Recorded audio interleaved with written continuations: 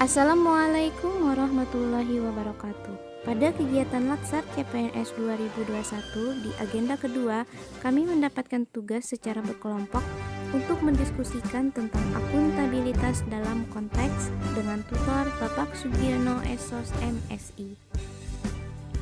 Adapun anggota kelompok kami terdiri dari 3 orang, yaitu Pipi Ayu Ariana SPD, Rusnah SPD, dan Eko Budi Prasetyo SPD.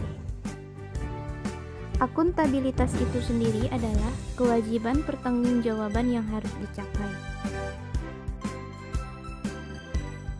Akuntabilitas dalam konteks yang pertama, akuntabilitas dalam konteks transparansi dan akses informasi. Contoh kegiatan atau perilaku yang pertama, sering terjadi informasi yang tidak diberitahukan ke khalayak. Akar penyebabnya karena adanya kepentingan pribadi. Dampak negatifnya adalah merugikan masyarakat yang seharusnya mendapatkan informasi. Solusi permasalahannya perlu adanya sosialisasi untuk setiap anggaran. Yang kedua, tidak menyampaikan informasi mengenai bansos. Akar penyebabnya karena ada rasa malas di dalam diri dan beranggapan tidak menguntungkan dirinya. Dampak negatif merugikan masyarakat. Solusi permasalahan adanya teguran dari atasan. Kedua, akuntabilitas dalam konteks praktek kecurangan dan perilaku korup. Contoh kegiatan yang pertama, penyalahgunaan dana bantuan. Akar penyebabnya adanya peluang untuk melakukan tindakan tersebut. Dampak negatif merugikan beberapa pihak yang memang harus mendapatkan bantuan. Adapun solusi permasalahan perlu adanya transparansi dalam pelaporan di setiap penyaluran dana. Contoh yang kedua, sering terjadi kegiatan pungli. Akar penyebab ada beberapa sikap yang membenarkan perilaku kecurangan tersebut. Dampak negatif akan menjadi sebuah kebiasaan yang negatif apabila terus dibiarkan. Dan solusi permasalahan memberikan sanksi tegas kepada pihak yang terlibat dalam perilaku pungli. Kemudian yang ketiga adalah akuntabilitas dalam konteks penggunaan sumber daya negara. Contoh kegiatan yang pertama, menggunakan fasilitas milik negara untuk keperluan pribadi. Akar penyebab adanya kesempatan untuk melakukan hal tersebut. Kemudian dampak negatifnya adalah negara menjadi dirugikan. Solusi permasalahan dalam menggunakan fasilitas negara harus diperketat lagi pengawasannya. Yang kedua, tidak memelihara fasilitas yang sudah disediakan oleh negara.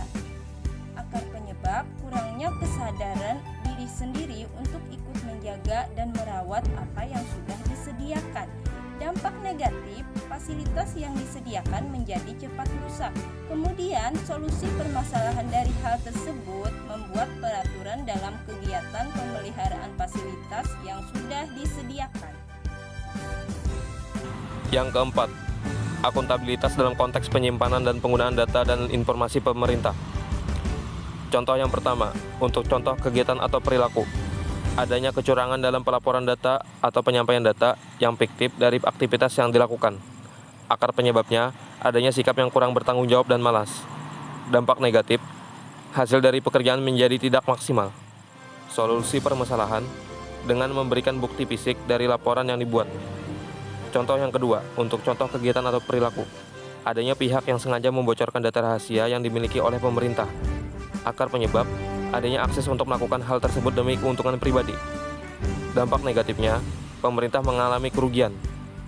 Solusi permasalahan, memperketat penyimpanan data dan membatasi setiap akses orang yang ingin menggunakan data tersebut. Yang kelima, akuntabilitas dalam konteks konflik kepentingan. Contoh yang pertama, untuk contoh kegiatan perilaku. Penyalahgunaan alat transportasi dinas. Akar penyebab, adanya peluang untuk melakukan. Dampak negatifnya, merugikan pemerintah. Untuk solusi permasalahan, perlu adanya tindakan dari pimpinan. Contoh yang kedua, untuk contoh kegiatan atau perilaku, penyalahgunaan dana yang dikelola oleh kepala desa. Akar penyebabnya, adanya kesempatan untuk melakukan penyelewengan. Dampak negatif, merugikan masyarakat dan diri sendiri. Solusi permasalahan, perlu adanya kontrol dari atasan. Moto kelompok kami Moto adalah kelompok kami kami siap melayani kami sepenuh siap hati dengan melayani mesra, sepenuh hati dengan mesra, mudah, efisien, senyum, ramah, dan amanah.